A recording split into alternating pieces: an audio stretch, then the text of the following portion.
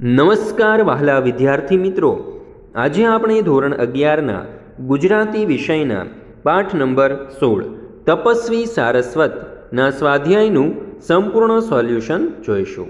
શરૂ કરીએ પ્રશ્ન નંબર 1થી. કે શાસ્ત્રીએ સંશોધન સંપાદક તરીકે ગુજરાતી ભાષા સાહિત્ય અને સંસ્કૃતિની બહુમૂલ્ય સેવા કરી છે. આ વિધાનનું સમર્થન કરતી વિગતો આપો. ઉત્તર: કે શાસ્ત્રીએ સંશોધન સંપાદન ક્ષેત્રે મહાભારત વિશેની મધ્યકાલીન ગુજરાતી કવિઓની કેટલીક કૃતિઓનું સુંદર સંપાદન કર્યું. તેમણે વેદવ્યાસના મહાભારતનો મૂળ અસલી ભાગ કયો, કેટલો અને કેવું તેનું સંશોધન કરીને તેનું સંપાદન કર્યું. આ ઉપરાંત આયુષ્યના છેલ્લા ગાળામાં શ્રીમદ ભાગવત જેવા ભક્તિ પુરાણના 10મ સ્કંદનું સંશોધન સંપાદન કરી તેમની વિદ્વત પ્રતિભાનું ઉજળું પ્રમાણ પૂરું પાડ્યું. અત્યાર સુધીમાં એમના આશરે 250 પુસ્તકો અને 1500 જેટલા સંશોધન લેખો પ્રકાશિત થયા છે. ગુરુ શ્રી ગોમતીદાસજીએ એમને સંસ્કૃત વ્યાકરણ શાસ્ત્ર, છંદશાસ્ત્ર અને કાવ્યશાસ્ત્રની લગની લગાડી હતી અને તે એમના જીવનભર રહી હતી. એમણે 21 વર્ષની નાની વયે વલ્ભાચાર્યજીના 16 ગ્રંથોનો અનુવાદ પણ કર્યો હતો.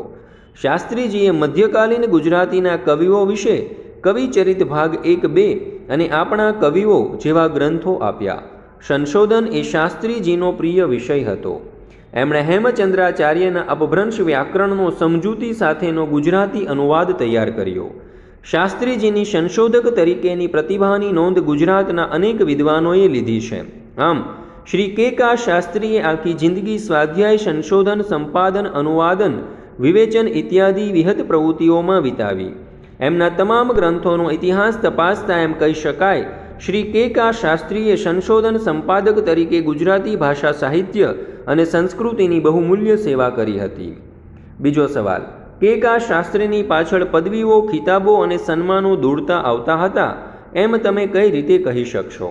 ઉત્તર: શ્રી કે શાસ્ત્રીએ આખી જિંદગી અધ્યયન કાર્ય, સંશોધન, સંપાદન, અનુવાદ તથા વિવેચન કાર્ય અને વિવિધ પ્રકારના કોષ તૈયાર કરવામાં વિતાવી.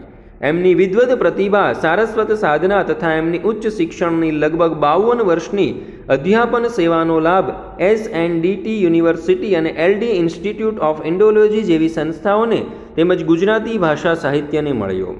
એમની અધ્યાપન સેવાને ઉમેરતા એમનો વિદ્યાકીય સાધનાકાળ લગભગ 65 વર્ષનો ગણાય. 100 વર્ષની વયે પણ તેઓ સંશોધન સંપાદન કાર્યમાં એટલા જ વ્યસ્ત હતા. કે શાસ્ત્રીની સારસ્વત સાધનાને અખિલ ભારતીય સંમેલન વિદ્યા વાચસ્પતિની ઉપાધિ અને ભારત સરકારે પદ્મશ્રીનો ખિતાબ આપીને સન્માની હતી. ગુજરાત સાહિત્ય સભાએ રણજીતરામ સુવર્ણચંદ્રક 1952 અને સૌરાષ્ટ્ર યુનિવર્સિટીએ D.Litt.ની પદવી આપી અને તેમનું બહુમાન કર્યું હતું. આ ઉપરાંત તેમને 15 પદવીઓ, 10 એવોર્ડ અને 38 જેટલા માનપત્રો મળ્યા હતા. એમણે ગુજરાતી સાહિત્ય પરિષદનું પ્રમુખ પદ પણ શોભાવ્યું હતું. એમને ભાષા ભાસ્કર, ધર્મ ભાસ્કર, ભારત માર્તંડ, ગુર્જર રત્ન, મહામહિમોપાધ્યાય જેવા અનેક ગૌરવ બિરુદો આપવામાં આવ્યા હતા. શ્રી કે શાસ્ત્રીની આ અદ્વિતીય સારસ્વત ઉપાસના, આજીવન વિદ્યાકીય સેવા અને વિદ્યાપ્રીતિને લીધે એમની પાછળ પદવીઓ, ખિતાબો અને સન્માનો દોડતા આવતા હતા. ત્યાર પછી જોઈએ ત્રીજો સવાલ: કે શાસ્ત્રી અજાતશત્રુ વિદ્વાન છે, શી રીતે? ઉત્તર: શાસ્ત્રીજી સરળ સ્વભાવના અને ઉદાર દિલના હતા. સરસ્વતીની સાધના એ જ તેમના જીવનનું લક્ષ્ય હતું. તેમની નિસ્વાર્થ સેવા ભાવના, સાહિત્ય પ્રીતિ, વફાદારી અને લગ્ની જોઈને એમના કાર્યમાં સૌ મદદ કરવા તત્પર રહેતા. આનંદ શંકર ધ્રુવ, કેશવ હર્ષદ ધ્રુવ, કૃષ્ણલાલ ઝવેરી, નરસિંહરાવ દિવેટિયા, કનૈયાલાલ મુનશી, બલવંતરાય ઠાકોરથી માંડી અને રામનારાયણ વિશ્વનાથ પાઠક, રસિકલાલ છો પરીખ, ચુનીલાલ વ શાહ, હીરાલાલ પારેખ સુધીના અનેક સર્જકો, વિદ્વાનોનો એમને પ્રેમ અને સહકાર મળ્યો હતા. એ સૌના પ્રેમ પાત્ર બન્યા હતા. શાસ્ત્રીજી ખરેખર અજાત શત્રુ વિદ્વાન હતા. આથી સૌએ એમની સારસ્વત સેવાઓને સહભાવપૂર્વક બિરદાવી હતી. ત્યાર પછી જોઈએ આપણે ચોથો સવાલ: કે શાસ્ત્રીએ રસેશ્વર શ્રી કૃષ્ણ અને રસરૂપ સરસ્વતીની સંનિષ્ઠાથી સેવા કરી છે તે દ્રષ્ટાંત સિદ્ધ કરો. ઉત્તર: શ્રી કે શાસ્ત્રીએ 21 વર્ષની ઉંમરમાં વલ્ભાચાર્યજીના 16 ગ્રંથોનો અનુવાદ કર્યો. તેમણે શ્રીમદ ભાગવત જેવા ભક્તિ પુરાણના 10મ સ્કંદનું સંશોધન અને સંપાદન કર્યું. એમનો શૈક્ષણિક અભ્યાસ તો ફક્ત મેટ્રિક સુધીનો જ હતો, પણ એમની આંતરસૂજ સાહિત્ય પ્રીતિ અને સરસ્વતીની અખંડ સાધનાને કારણે એમણે પોતાનું જીવન અધ્યયન અને અધ્યાપન કાર્ય, સંશોધન સંપાદન કાર્ય, કોશ કાર્ય અને અનુવાદ તથા વિવેચન કાર્યમાં વિતાવ્યું. તેઓ આજીવન રસારૂપ સરસ્વતીની સેવા કરતા રહ્યા. અત્યાર સુધીમાં શાસ્ત્રીજીએ આશરે 250 જેટલા પુસ્તકો અને 1500 જેટલા સંશોધન લેખો આપ્યા. કે. શાસ્ત્રીએ ગુજરાતી ભાષા, સાહિત્ય અને સંસ્કૃતિની તથા રસેશ્વર શ્રી કૃષ્ણની બહુમૂલ્ય સેવા કરી છે. એમની સારસ્વત પ્રતિભાને કારણે ગુજરાતના અનેક સર્જકો તથા વિદ્વાનોએ એમની સારસ્વત સેવાનો સદભાવપૂર્વક સ્વીકાર કર્યો છે. પ્રશ્ન નંબર 5 ટૂંકમાં ઉત્તર આપો. પહેલો સવાલ, અમદાવાદની સડક પર જતા શાસ્ત્રીજીને તમે કઈ રીતે ઓળખી શકતા હતા? ઉત્તર, બેઠી દડીનો હલકો પાતળો શરીરનો બાંધો, ઘઉં વર્ણો વાન, ચપળ આંખો અને અણિયાળું નાક, કપાળ ઉપર હંમેશા ચમકતું ચીપિયા જેવું કુમકુમનું તિલક, કસવાળી વૈષ્ણવી બંડી, ઢીંચણથી થોડે નીચે સુધીનું ધોતિયું, માથે જરા ત્રાંસી મૂકેલી કેસરી ટોપી, ક્યારેક ગળે વીંટાયેલો કેસરી ખેસ અને પગમાં રબરની સ્લીપર કે ચંપલ પહેરેલી 100 વર્ષની ઉંમર વટાવી ચૂકેલી વૃદ્ધ કાયા, હાથમાં લાકડી લઈને અમદાવાદની સડક ઉપર પૃષ્ટિ સંપ્રદાયની હવેલી તરફ દેવ દર્શન કે કીર્તન માટે ઉતાવળે ચાલે જતા જુઓ તો આ શાસ્ત્રીજી જ છે એમ કોઈ પણ તરત ઓળખી શકતા હતા. ત્યાર પછી જોઈએ બીજો સવાલ, કે. શાસ્ત્રીમાં પૃષ્ટિ ભક્તિ અને પૃષ્ટિ જ્ઞાન શી રીતે સુદૃઢ બન્યા? ઉત્તર, શાસ્ત્રીજીને વેદશાસ્ત્રોનું અધ્યયન અધ્યાપન વારસામાં મળ્યા હતા. શાસ્ત્ર પ્રેમ અને સંપ્રદાય પ્રેમ પણ તેમને ગળથૂથીમાં જ મળ્યા હતા. આથી તેમણે 11મા વર્ષથી સંસ્કૃત વ્યાકરણ, સંસ્કૃત મહાકાવ્યો, ભાગવત આદિ પુરાણો અને 16 ગ્રંથોનો તલસ્પર્શી અભ્યાસ શરૂ કર્યો. યુવાવસ્થામાં પ્રવેશતા જ શાસ્ત્રીજીમાં પૃષ્ટિ ભક્તિ અને પૃષ્ટિ જ્ઞાન સુદૃઢ થઈ ચૂક્યા હતા. ત્યાર પછી જોઈએ ત્રીજો સવાલ, શાસ્ત્રીજીની સંશોધક તરીકેની પ્રતિભા ક્યારે ખીલી ઉઠી? ઉત્તર, બુદ્ધિ પ્રકાશ સામાયિકમાં છપાતા શાસ્ત્રીજીના લેખોથી પ્રભાવિત થઈ ગુજરાત વિદ્યાસભાના મંત્રી હીરાલાલ પારેખે શાસ્ત્રીજીને ગુજરાત સભામાં જોડાવાનું નિમંત્રણ આપ્યું. સંશોધનનું કાર્ય એ શાસ્ત્રીજીનું પ્રિય કાર્ય હતું. શાસ્ત્રીજીએ ગુજરાત વિધાનસભાના હસ્તલિખિત ગ્રંથ સંગ્રહની કામગીરી સંભાળી અને ખૂબ પરિશ્રમ લઈને હસ્તપત્રોની સંકલિત યાદી તૈયાર કરી આપી.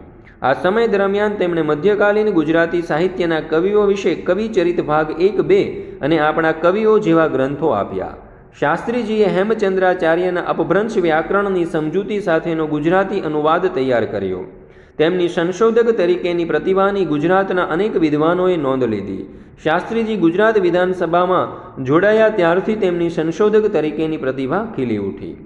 ત્યાર પછી આપણે જો ચોથો સવાલ, શાસ્ત્રીજીની સેવાનો લાભ લઈ કઈ કઈ શૈક્ષણિક સંસ્થાઓને મળ્યો હતો? ઉત્તર, શાસ્ત્રીજીનું ગુજરાતી સંસ્કૃતિ આદિ ભાષાઓ અને તેના સાહિત્ય પરનું અને ગુજરાતના ઇતિહાસ અને સંસ્કૃતિ પરનું પ્રભુત્વ જોઈને ગુજરાત યુનિવર્સિટીએ તેમને અનુસ્નાતક કક્ષાએ અને PhD કક્ષાએ અધ્યાપન કાર્ય કરવાની માન્યતા આપી. તેમના માર્ગદર્શન હેઠળ 16 વિદ્યાર્થીઓ PhD પણ થયા. ગુજરાત યુનિવર્સિટી, SNDT યુનિવર્સિટી તેમજ LD ઇન્સ્ટિટ્યૂટ ઓફ ઇન્ડોલોજી જેવી સંસ્થાઓની તેમને સંશોધન સેવાઓનો લાભ મળ્યો. પાંચમો સવાલ, કે. શાસ્ત્રીનો જીવન સિદ્ધાંત અને જીવન આદર્શ શો છે? ઉત્તર, શાસ્ત્રીજી ખૂબ વિનયશીલ હતા. કમ ખા કમ ગા, ઓછું ખાવું અને સહનશીલતા રાખવી એ શ્રી કે. શાસ્ત્રીનો જીવન સિદ્ધાંત હતો. જીવનમાં ઓછામાં ઓછા પરિગ્રહ અને વધુમાં વધુ વિદ્યા સંગ્રહ એ એમના જીવનનો આદર્શ હતો. ત્યાર પછી જોઈએ પ્રશ્ન નંબર 6 સમજાવો. એમાં પહેલું, કોશ કાર્ય એ શાસ્ત્રીજીનું પ્રિય ક્ષેત્ર રહ્યું છે. ઉત્તર, ગુજરાતી ભાષાનો લઘુકોશ, ગુજરાતી ભાષાનો પાયાનો કોશ, ગુજરાતી અનુપ્રાસ કોશ, બૃહદ ગુજરાતી શબ્દકોશ, વનૌષધિ કોશ, સંસ્કૃત ગુજરાતી કોશ, વ્યુત્પત્તિ કોશ, ભગવદ્ ગોમંડળના 900 જેટલા અધિકરણોનું વાંચન કરી અને પ્રમાણિત કરવા વગેરે કામો શાસ્ત્રીજીએ નિષ્ઠાથી પાર પાડ્યા હતા. આમ કોશ કાર્ય એ શાસ્ત્રીજીનું પ્રિય ક્ષેત્ર રહ્યું હતું. બીજો સવાલ, શાસ્ત્રીજીનું જીવન સરળતા અને સાદાઈનું ઉત્તમ દ્રષ્ટાંત પૂરું પાડે છે. ઉત્તર, શાસ્ત્રીજીનો પહેરવેશ એકદમ સાદો હતો. તેમના ચંપલ પણ સાદા હતા.